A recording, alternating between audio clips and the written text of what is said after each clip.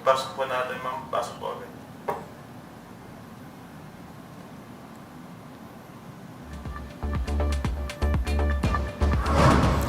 The Quezon City government has approved the permits of several groups to hold rallies along Commonwealth Avenue on the day of President Bongbong Marcos's first SONA. Today is the last day of voter registration for the barangay and SK elections. And let's take a look at last night's PBA action at the Big Dome.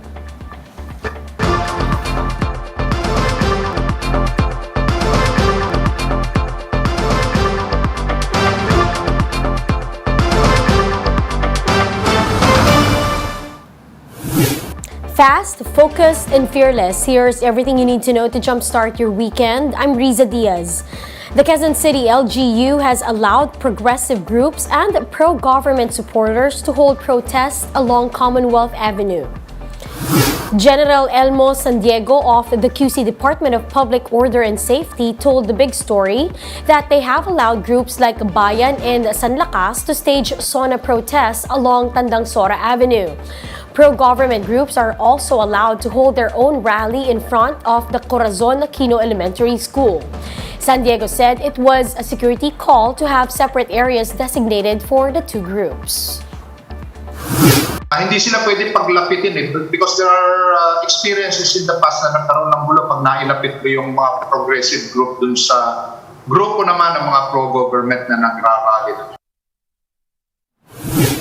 Organizers are putting the final touches at the Batasang Pambansa for President Bongbong Marcos's first State of the Nation address.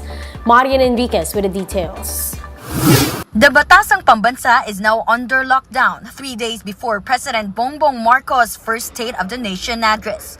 Final preparations are also underway.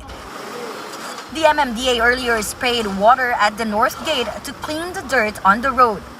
The House of Representatives Administrative Department is also working overtime to print all necessary materials for the SONA, including invitations, IDs, car passes, and the Legislative Performance Report of the 18th Congress. The House is expecting about 1,300 guests this year. Meanwhile, security checkpoints are already in place in some parts of Quezon City. There's already a border control point at the boundary of San Mateo Rizal and Quezon City, and a checkpoint in QCPD Balintawak. Some motorists don't mind the extra layer of security to ensure peace during Marcos Jr.'s SONA. Okay lang po yan. Lalo na sa aming mga taxi, minsan makapagsakay ka ng hindi masasama ang loob. So, mas maganda yung ganyan na may nag-checkpoint. Ligtas kami pag mga ganito, may mga checkpoint para iwas sa mga masasamang loob. A metro-wide gun ban is also being implemented, and starting Saturday, the Civil Aviation Authority of the Philippines, or CAAP, will be implementing no-fly zones in Batasan and nearby areas. Training flight and flying schools within Luzon are also suspended from July 23, 2 p.m. to 5 p.m. until July 25, 1 p.m. to 7 p.m.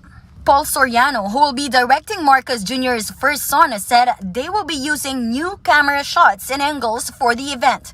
These include the over-the-shoulder and super top shot for a mega bird's eye view of the whole plenary. Soriano explained that he will be doing this so that the viewers will also feel that they are part of the SONA inside the plenary with the president. For News 5, Marian Enriquez, we are One News. We'll be back with more stories after the break. Keep it here on One News.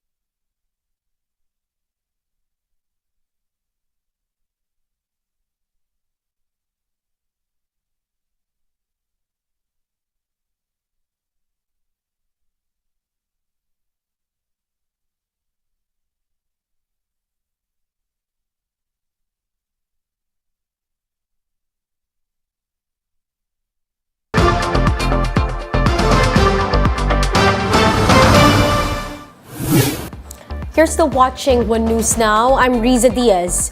Voters have until today to register for the barangay and SK elections that will take place in December. Local Commonwealth offices will be accommodating registrants until 5 p.m. today.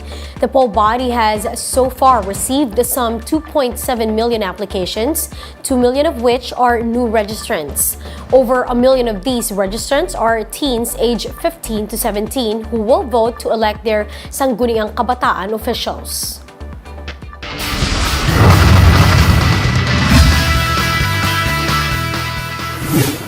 Teams are now gearing up for the Philippine Cup playoffs after Friday's eliminations at the Big Dome.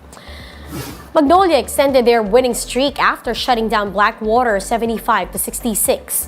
Paul Lee led the way for the Hotshots with 22 points as the team secures third seed in the rankings. Meanwhile, the NLEX Road Warriors finished at number 6 after breezing past NORTHPORT 109-95. NLEX will face Magnolia in the best-of-3 series starting Sunday. And those are the top stories of the hour. Join us later at 9 in the morning as we continue to monitor the day's biggest stories. You can also catch One News on Signal Play app.